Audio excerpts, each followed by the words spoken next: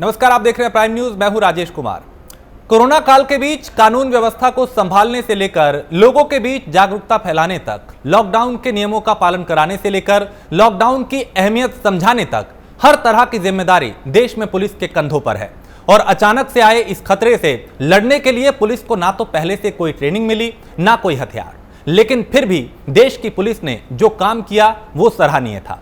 Police के कंधों पर न सिर्फ लोगों को समझा बुझाकर घर में रहने के लिए मनाने की जिम्मेदारी थी, बल्कि इन मुश्किल हालात के बीच खुद को और अपने परिवार को भी कोरोना वायरस से सुरक्षित रखने की बड़ी जिम्मेदारी थी। और ऐसे चुनौतीपूर्ण हालात के बीच हमारी पुलिस ने जो काम किया वो काबिले तारीफ है। इस बीच एक चीज और ध्यान में देने वाली रही कि ग्राउंड पर उतरे सिपाहियों के साथ साथ पुलिस के आला अधिकारी तक सभी ने कोरोना की इस चुनौती को कबूल किया, जिसका नतीजा यह निकला कि पुलिस के काम की सराहना हर तरफ हो रही है। प्राइम न्यूज पर आज हम कोरोना काल में अहम भूमिका निभाने वाले पुलिस अफसरों से बात करेंगे और जानेंगे कि कोरोना काल में उनके सामने क्या चुनौतियां रही और आने वाले समय में तीसरी लहर से निपटने के लिए क्या कुछ तैयारियां हैं, क्या चुनौतियां हैं, हम समझेंगे। लगातार जो प्रदेश के आला अधिकारी हैं उनसे हम रूबरू आपको करा रहे हैं, किस तरीके का अनुभव रहा, कैसी चुनौतियां उनके सामने आई, कैसी तैयारियां की जा रही हैं, कैसे उनसे निपटा जा रहा है। पुलिसकर्मी जो खुद कई कई घंटों काम कर रहे हैं, सड़कों पे तैनात हैं, अस्पताल के बाहर ड्यूटी है, चौराहों पे तैनात हैं, लॉकडाउन का पालन कराना है, लोगों को जागरूक करना है, कई तरह की जिम्मेदारियां। वो खुद पॉजिटिव हैं, कई पुलिसकर्मी कोरोना पॉजिटिव हुए, धीरे धीरे रिकवर भी हुए।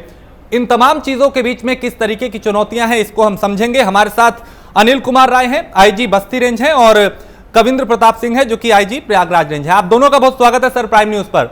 और अनिल जी, सबसे पहले मैं आपके पास आऊंगा। अभी की बात करें और 15 दिन पहले की बात करें तो बस्ती रेंज की जो बात है, जो जिले आपके क्षेत्र में आते हैं, वहां के क्या कुछ हालात थे और आज कितना बदलाव सर वहां पे हुआ है? मौजूदा स्थिति क्या कुछ बनी हुई है? देखिए, पूरे बस्ती परिक्षेत्र में 3 जनपद हैं, बस्ती, सिद्धार्थनगर और संत कबीर नगर जी।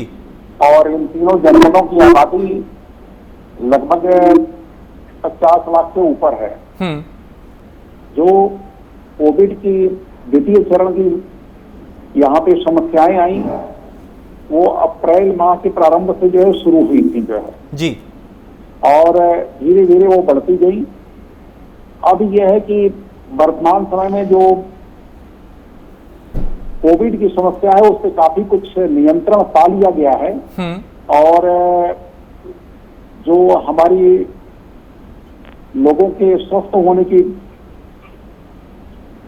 जी दर है वो भी काफी जो है तेजी से आगे बढ़ी है। वर्तमान समय में जी काफी कम संख्या में लोग जो है पॉजिटिव हैं। और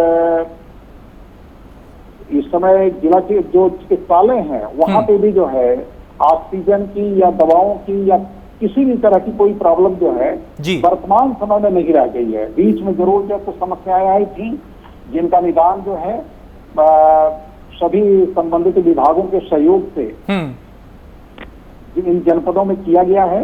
और वर्तमान में उन समस्याओं, उस प्रकार की कोई समस्या नहीं है, चाहे वो ऑक्सीजन सिलेंडर की समस्या हो, चाहे दवाओं की उपलब्धता की समस्या हो, या लोग जो हमारे स्वयं जो है आइसोलेशन के रूप में अपने घरों पे रह रहे हों जी, उनके सामने भी जो है वर्तमान में कोई समस्या नहीं है। ठीक, मैं दोबारा आता हूं सर। अभी बहुत से अनुभव हैं, बहुत से सवाल हैं जो आपसे जानेंगे। हमारे साथ कविंद्र प्रताप सिंह जी भी हैं। कविंद्र जी, अगर आपके कार्यक्षेत्र की बात करें, जो इलाके आपके क्षेत्र में आते हैं, वहां पे पहले की स्थिति और आज की स्थिति में कितना बदलाव हुआ है? मौजूदा वक्त में क्या हालात बने हुए हैं सर? नमस्कार। मैं कविंद्र प्रताप सिंह बोल रहा हूं जी। और ये देखिए, मेरे जो रेंज में है वो प्रयागराज एक बड़ा जनपद है जिसकी आबादी लगभग 65 से 70 लाख है। इसी तरह से प्रतापगढ़, फतेहपुर और कौशाम्बी है। और आपको जानकर के आश्चर्य होगा कि जिस प्रयागराज में पहले जब पीक था उस समय 2100, 2200, 2300, 2400 तक केसेस पर डे मिल रहे थे जी। आज ये स्थिति की आज 48 केस है कोरोना का जो पॉजिटिव केस है। इसी तरह से जो आपकी पॉजिटिविटी रेट थी जो 13-14% तक थी, वो आज घट करके 0.95 से भी कम हो गई है। 1% से कम की पॉजिटिविटी रेट है। लेकिन इन सबके पीछे जो प्रयास था, वो स्ट्रैटेजी थी, वो ये स्ट्रैटेजी थी कि सारे विभाग, चाहे पुलिस है, प्रशासन है और मेडिकल हेल्थ है, नगर निगम है जी, सबने मिल करके एक यूनिट के तौर पे काम किया और जो कंटेनमेंट की एक्सरसाइज थी उसको रिगरसली उसका पालन किया गया। और उसी के साथ साथ जो हमारा आइसोलेशन था, जो टेस्टिंग थी, जो लोगों का मेडिकेशन था, वो बहुत अच्छी तरीके से लगातार शहर में, क्योंकि पहला जो संक्रमण था वो शहर में बहुत तेज था और उसके बाद देहातों में, तो जो टेस्टिंग थी, जो साथ साथ उनका ट्रेसिंग थी और साथ साथ मेडिकेशन था, इन तीनों फ्रंट पे लगातार काम हुए और साथ साथ पुलिस ने जो आइसोलेशन का उनको रोकने का काम था, कंटेनमेंट का काम, हॉस्पिटल्स में शांति व्यवस्था की ड्यूटी थी कि लोगों में विवाद न हो, जहां पर वैक्सीनेशन सेंटर है वहां पे उनकी सुरक्षा की बात थी।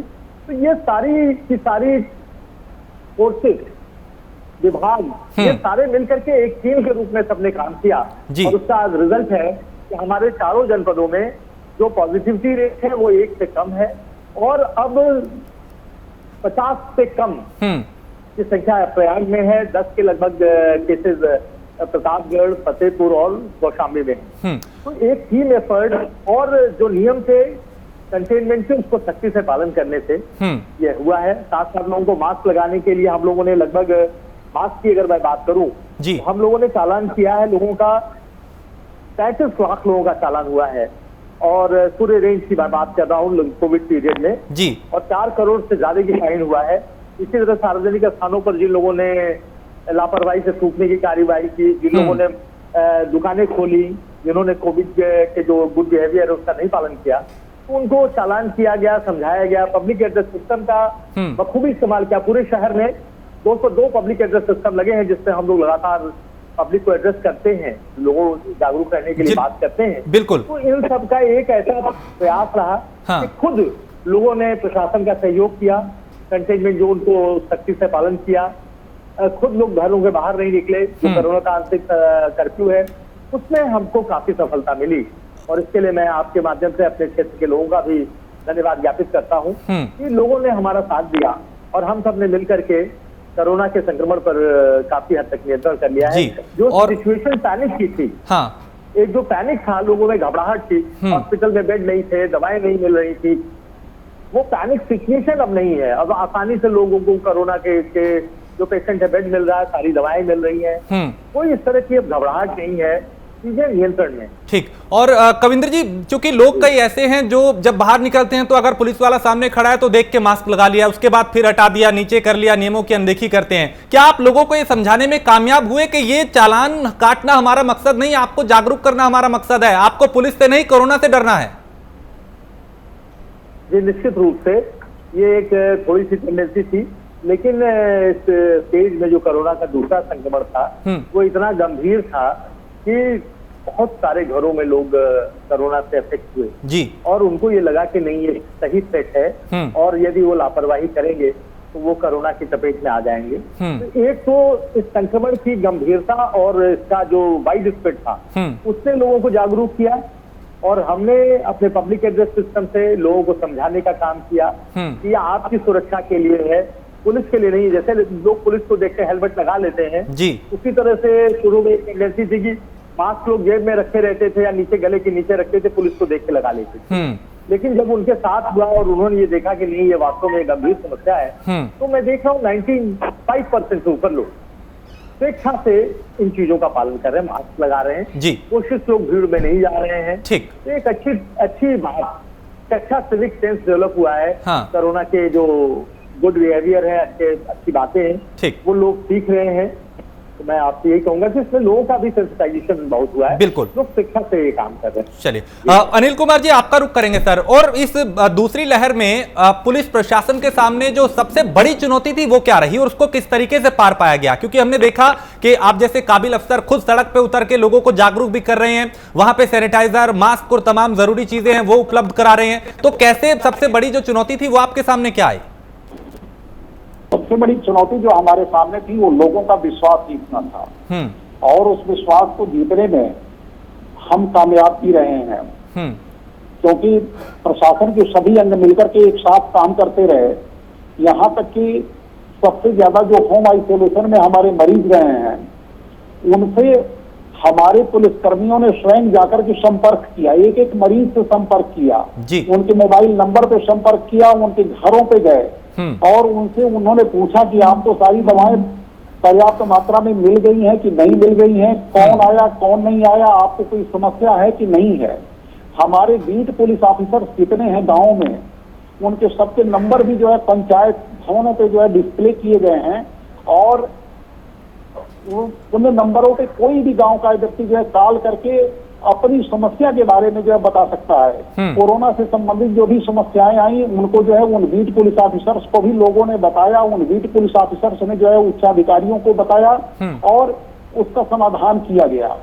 तो लोगों में एक विश्वास की भावना जो है जगी कि नहीं, हमारे ये प्रशासन के सारे अंग मिलकर के एक साथ काम कर रहे हैं और सभी के सभी जो है हमारी सुरक्षा के लिए हैं, हमारे स्वास्थ्य के लिए हैं और ऐसा करके हम लोगों ने जो उनका विश्वास जीतने में कामयाबी हासिल की जी। दूसरी बात ये कि जहां पे भी मास्क का चालान किए जाने की बात हो, सारी चीजें हमने चालान भी किया, लेकिन इसके साथ साथ हमने ये भी ध्यान रखा कि किन परिस्थितियों में आदमी जो है सड़क पे जा रहा है उसका चालान हम कर रहे हैं। चालान करने के साथ साथ हमने मास्क भी प्रदान किया। कुछ ऐसे लोग भी हमारे सामने थे जो कि जिनका चालान करना हमने उचित नहीं समझा क्योंकि उनकी परिस्थितियां ऐसा था कि चालान भरने की नहीं थी। उनको भी हमने जो समझाया बुझाया, उनको मास्क प्रदान किया, उनको जो है सलाह दिया कि आने वाले भविष्य में आप जो है इस तरह से न निकला करें, यह असुरक्षित है और इससे संक्रमण और बढ़ेगा। लोगों के इसका जो है बहुत जो है व्यापक प्रभाव पड़ा जी कि पुलिस केवल चालान नहीं करती बल्कि हमें जागरूक करने का भी जो है प्रयास कर रही है। हमारे लोग लगातार जो कंटेनमेंट जोन में रहे हैं, वहां पे भी ये प्रयास करते रहे हैं कि कहीं पे भी जो आवश्यक सामग्रियां हैं वो ऐसा ना हो कि कंटेनमेंट जोन के लोगों को जो है किसी सामग्री के बिना रहना पड़े जी। वो सारी आवश्यक सामग्रियां जो जीवन के लिए आवश्यक है वो सारी की सारी वहां पे जो है पहुंचती रही हैं। उनको पहुंचाने में हमारे लोग जो मदद करते रहे हैं और लगातार अब भी कर रहे हैं जी। तो हमने एक समन्वित प्रयास किया है कि हम इस कोरोना महामारी में साथ साथ मिल करके जो है इससे लड़ेंगे और लड़ने का परिणाम ये रहा कि हमने काफी कुछ सफलताएं जो हैं इस महामारी को नियंत्रित करने में पा लिया है और अब लोगों को ये विश्वास भी हो गया है कि धीरे धीरे ये महामारी जो है इसका द्वितीय चरण जो है पूरी तरह से समाप्त भी होगा। जी बिल्कुल। और ये हमारे जी आप बात पूरी करें। तीनों अंग ही मिलकर के काम कर रहे हैं, वो चाहे जिला प्रशासन का अंग हो, पुलिस प्रशासन का अंग हो, स्वास्थ्य विभाग का अंग हो और उसमें इसके नीचे के सारे लोग, चाहे हमारे जिला प्रशासन में जो लेखपाल हो, कानूनगो हो, हमारे बीट पुलिस ऑफिसर्स हों या स्वास्थ्य विभाग के जो निचले पायदान पे जो कर्मचारी हैं वो भी जो है गांव-गांव में जाकर के जो चेकिंग हो रही है, जो कोविड का टेस्ट हो रहा है उसमें भी हम लोगों ने जो है लोगों का भरोसा जीतने का प्रयास किया है। कुछ लोगों ने टेस्ट कराने में हिचक भी जाहिर की लेकिन उनको समझाया गया, समझाने बुझाने का परिणाम ये रहा कि लोग जो टेस्ट कराने से अब हिचकिचा नहीं रहे हैं, वो खुल करके सामने आ रहे हैं और गांव में जाकर के केवल ये नहीं कि निचले स्तर के अधिकारियों द्वारा, हमारे स्तर पे भी मैं स्वयं जो है गांव में गया हूं, गांव में जो कोरोना पॉजिटिव मरीज है उससे भी मैं मिला हूं, उससे बात किया हूं, उसकी समस्याओं को जाना हूं, उसको दूर करने का प्रयास किया हूं। तो ऐसा करके हम लोगों ने लोगों का विश्वास जो जीता है और मैं समझता हूं कि ये हमारी सबसे बड़ी कामयाबी है। बिल्कुल। कविंद्र जी, इस बार हमने देखा दूसरी लहर में गांव में कोरोना ज्यादा फैला और ग्रामीण क्षेत्रों में इसका असर देखा गया काफी। ऐसे में क्या पुलिस प्रशासन ने ग्रामीणों को जागरूक करने के लिए या फिर इसकी रोकथाम के लिए कुछ विशेष अभियान चलाए कि वहां पे ग्रामीणों को किस तरीके से जागरूक करना है, कोरोना से कैसे बचना है? ग्रामीणों को जागरूक करने के लिए हमारे यहाँ अभियान भी चलाया गया और इसके लिए जगह जगह पे हमने मीटिंग भी किया है। हमने जो हमारी जो नवनिर्वाचित जो ग्राम प्रधान हैं उनकी भी मीटिंग हमने किया है, जो नवनिर्वाचित क्षेत्र पंचायत सदस्य हैं उनकी भी थानेवार हम लोगों ने मीटिंग किया है और जो जिला पंचायत के सदस्य चुने गए हैं उनको भी मीटिंग में बुलाया है। क्योंकि जो नवनिर्वाचित ग्राम प्रधान हैं उनकी जिम्मेदारियां गांव में ज्यादा हैं, छिड़काव करने की ज्यादा हैं, सैनिटाइजेशन की ज्यादा है, दवाओं के वितरण की ज्यादा है, उनके माध्यम से हमें सूचनाएं मिल सकती हैं। ये तो हमने हर स्तर पे ये प्रयत्न किया है कि हम गांव में जाएं, गांव में हमारा संपर्क बने, हमारे बीट पुलिस ऑफिसर जो है गांव में जाकर के 1 दिन 2 दिन 3 दिन ये व्यतीत करते हैं। ठीक है और लोगों से मिलते हैं। हाँ बिल्कुल। और ये अनिल जी आपने बता दिया, वो अच्छी बात है। ये सवाल मैंने कविंद्र जी से पूछा था, लेकिन आपने वहां की परिस्थितियों को बताया, अच्छी बात है।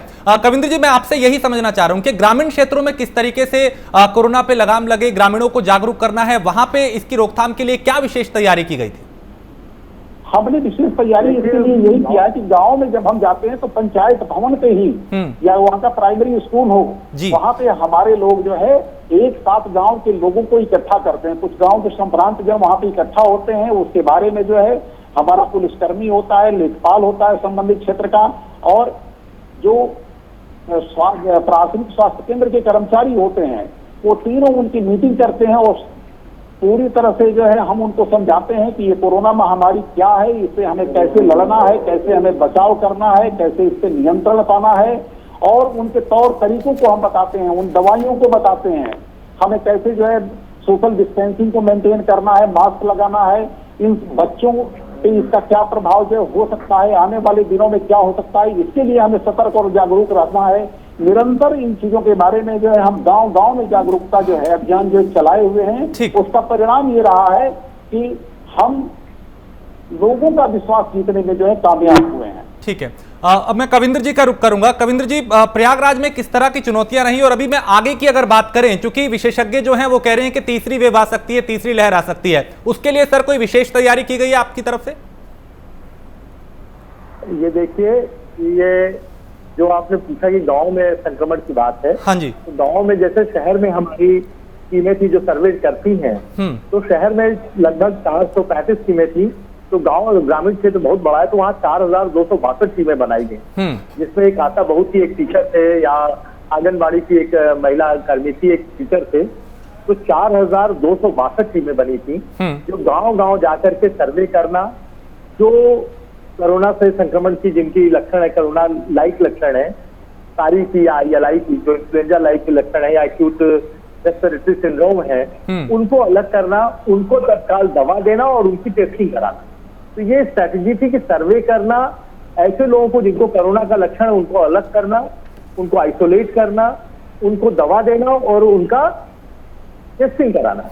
ये जो प्रक्रिया अपनाई गई, उससे आपको आश्चर्य होगा कि देहात क्षेत्र में कुल लगभग 21 जो सर्वे हुए घरों के, वो 20 लाख से अधिक घरों के सर्वे हुए, जिसमें 21,563 लोग चिन्हित किए गए, और जो लक्षण पाए हुए उस पर जब टेस्ट कराए गए तो 17,822 लोग लक्षण युक्त पाए गए, और उन सबको दवा देना। और अभी तक हमारी जो टीमें गई हैं उन्होंने 18,723 से अधिक किट बांटे।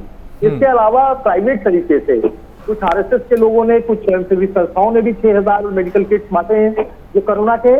तो ये स्ट्रेटजी है कि जैसे ही लक्षण होता है उनको दवा दी जाए, वो दवा शुरू करें, टेस्ट भी कराएं। लेकिन टेस्ट के अभाव में दवा जो नहीं देंगे वो लोग परेशानी में फंसे हैं। इसलिए स्ट्रेटजी है कि लक्षण युक्त लोगों को अलग किया जाए, उनको दवा दी जाए और साथ साथ टेस्टिंग कराई जाए।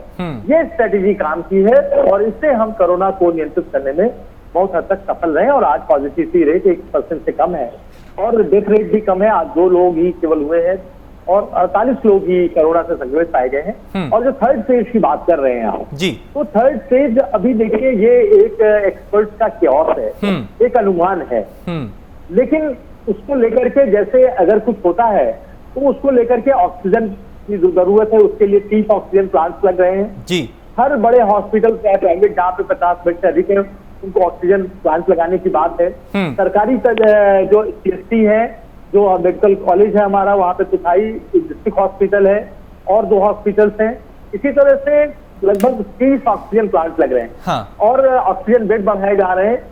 जो आपका चाइल्ड ICU है जिसको कहते हैं पीडियाट्रिक सीकू, पीडियाट्रिक ICU, हर डिस्ट्रिक्ट हॉस्पिटल में और डिस्ट्रिक्ट हॉस्पिटल और मेडिकल कॉलेज को लेकर के, यहाँ प्राइवेट एक मेडिकल कॉलेज है वहां पर सीकू की माने पीडियाट्रिक ICU की व्यवस्था की जा रही है, जिससे यदि बच्चों में कोई संक्रमण होता है या बड़ों में होता है तो हम ऑक्सीजन के रूप में सेल्फ सफिशिएंट हो, हमारे पास बेड्स हो, हमारे पास बच्चों को ट्रीट करने के लिए ICU हो। तो इस बारे में विस्तार से मेडिकल विभाग प्रशासन और जो पीएम केयर निधि से जो इसके माध्यम से स्थानीय जनप्रतिनिधियों के जो फंड है उसके माध्यम से बड़े पैमाने पे काम हो रहा है और लगभग 2 महीने में ये सारी व्यवस्थाएं पूरी हो जाएंगी। तो यदि कोई फेज आता है तो भी उसका हम सक्षम रूप से उसका सामना कर सकते हैं। और कविंद्र जी, हमने इसी महामारी के दौर में हमने देखा इस पैंडेमिक में कि पुलिसकर्मियों की जो कई तस्वीरें हैं वो सकारात्मक सामने आई, जहां पे वो ऑक्सीजन सिलेंडर मरीजों को उपलब्ध कराते नजर आए, खाना वितरित करते दिखाई दिए, इसके अलावा जहां जरूरत थी वहां पे वो दिखाई दिए। क्या हम ये उम्मीद करें कि इस तरह की सकारात्मक तस्वीरें आगे भी आती रहेंगी? निश्चित रूप से ये एक क्राइसिस का समय था और इसमें हमारे पुलिस का चेहरा भी काफी पॉजिटिव चेहरा सामने आया है जी। और हम लोग लगातार ये बात करते हैं कि देखिए आपदा है और इसमें हमें शासन ने अधिकार दिए हैं, हम उन अधिकारों का ह्यूमन फेस के साथ, मानवीय चेहरे के साथ हम उसको प्रदर्शन करें। यदि हम चालान करते भी तो समझा बुझा के करते हैं जी। अगर हमें किसी की मजबूरी है, किसी को कहीं जाना है तो उसको हम समझा करके जाने देते हैं। तो हम चेकिंग भी कर रहे हैं, इन्फोर्समेंट भी कर रहे हैं, लेकिन मानवीय पक्ष को साथ साथ रख करके। और मुझे पूरा विश्वास है कि पुलिस का एक बेहतर और मानवीय चेहरा आने वाले समय में भी दिखेगा और यूपी पुलिस का नाम और उसका जो एक पॉजिटिव एस्पेक्ट है वो लोगों के सामने आएगा जी। ठीक है अनिल जी, आखिर में आपसे जानना चाहेंगे कि क्योंकि खुद कई पुलिसकर्मी जो हैं वो कोरोना की चपेट में आए, कोरोना पॉजिटिव हैं, बावजूद इसके लगातार सड़कों पे मुस्तैद हैं, अपनी जिम्मेदारी को बखूबी निभा रहे हैं। पुलिसकर्मियों में तनाव भी है क्योंकि वो कई कई घंटे काम कर रहे हैं, उनका तनाव कम हो और उनका हौसला बढ़े, इसको लेके कुछ आपकी तरफ से कुछ किया जा रहा है, कोई अभियान चलाया जा रहा है ताकि वो तनाव मुक्त हो, उनका हौसला बढ़े? तो मैं आपको बता दूं कि हमारे लगभग सभी पुलिसकर्मी वैक्सीनेटेड हो चुके हैं और इस कारण भी जो है उनमें ज्यादा जो है आत्मविश्वास रहता है और ये बढ़ चढ़ करके जो है इस प्रकार के पुनीत कार्यों में हिस्सा लेते हैं। उसके अलावा जो हमें अपनी जो सतर्कता बरतनी है उसका भी हम पूरा पालन करते हुए जो है फील्ड में जाते हैं, उस काम को करते हैं। पुलिसकर्मियों की जहां तक बात है, पुलिसकर्मी कुछ हमारे पुलिसकर्मी जो है इस दौरान भी जो है द्वितीय चरण में भी जो है संक्रमित हुए हैं और संक्रमित होने के कारण जो है उनको हमें आइसोलेट करना पड़ा है और हमने इसके लिए तीनों जनपदों की पुलिस लाइन में ये व्यवस्था कर रखी है जहाँ पे 20-20 बेड के हमारे जो है 20-20 बेड हमने तैयार कर रखे हैं। कुछ बेड हमारे ऐसे भी हैं जो कि ऑक्सीजन युक्त बेड हैं। वहाँ पे केवल पुलिसकर्मियों को ही नहीं, सरकारी विभाग के जितने भी हमारे जो है संक्रमित लोग हैं उनको भी हमने छूट दे रखी है कि वो भी यहाँ पे आकर के जो है इलाज करा सकते हैं, डॉक्टर्स के संपर्क में रहते हैं। और हमारे जितने भी पुलिसकर्मी इस दौरान जो है, कुछ पुलिसकर्मी जो कि जो है मैक्सिमम इनकी संख्या जो है 15 की रही होगी, वो जो है पॉजिटिव से अब निगेटिव भी हो चुके हैं और पुनः अपना जो है कार्य जो है युद्ध स्तर पे कर रहे हैं।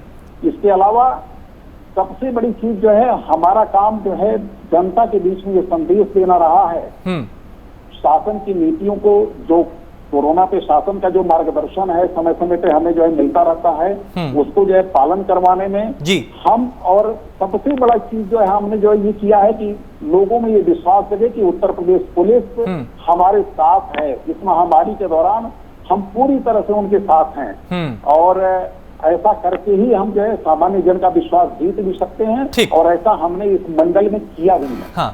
अनिल जी, वक्त की भी कमी है, जाते जाते मैं आपसे ये चाहूंगा कि आप प्रदेश की जनता से क्या अपील करेंगे, क्योंकि अभी जो हालात हैं वो बहुत लापरवाही वाले बिल्कुल नहीं है, तो ऐसे में क्या अपील करेंगे आप लोगों से?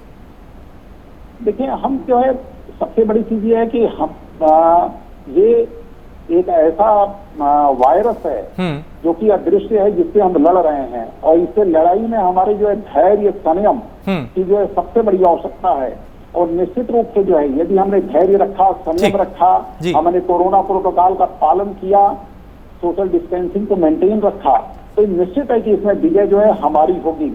पिछले चरण में भी हमने जो है विजय हासिल किया है और इस चरण में भी हम विजय हासिल करने के बिल्कुल मुकाम पे हैं। निश्चित रूप से ये समय भी जो है व्यतीत हो जाएगा, निश्चित रूप से व्यतीत होगा। बिल्कुल। कविंद्र जी, आखिरी बार आपके पास आऊंगा, आखिरी वक्त है हमारे पास, वक्त बहुत कम है। मैं चाहूंगा कि आप भी प्रदेश की जनता से कुछ ऐसी अपील करें जिसका पालन हो। देखिए, दो बातें हैं।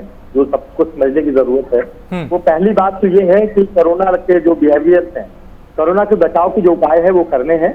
हमें मास्क लगाना है, सोशल डिस्टेंसिंग करनी है, भीड़ भाड़ नहीं जाना है। हाँ। और दूसरी बात है कि वैक्सीनेशन, क्योंकि कोरोना से लड़ने का जो सबसे प्रभावी हथियार है वो वैक्सीनेशन है। जी। पूरी दुनिया में जहां जहां वैक्सीनेशन हो गए हैं वहां ओपन लोग हैं जो मास्क और आराम से काम कर रहे हैं। हिंदुस्तान में भी वैक्सीनेशन को लेकर के जो भ्रांति है उसको दूर करके लोगों को आगे बढ़ करके कोरोना से लड़ाई में जो सबसे बड़ा हथियार है उसको अपनाने की जरूरत है। और एक उत्सव की तरह लोगों को वैक्सीनेशन में भाग लेना है। मैं यही कहना चाहता हूँ कि वैक्सीनेशन ही उपाय है और मास्क उपाय है। बिल्कुल, वैक्सीनेशन और मास्क बहुत जरूरी है। आप दोनों का बहुत शुक्रिया, अनिल जी, कविंद्र जी, आपने प्राइम न्यूज को वक्त दिया और हर सवाल का बेबाकी से जवाब दिया। लगातार ये मुहिम प्राइम न्यूज पे जारी है और आपसे ये अपील की जा रही है कि बेवजह घरों से बाहर ना निकलें, 2 गज की दूरी और मास्क है जरूरी के नियम का पालन करें।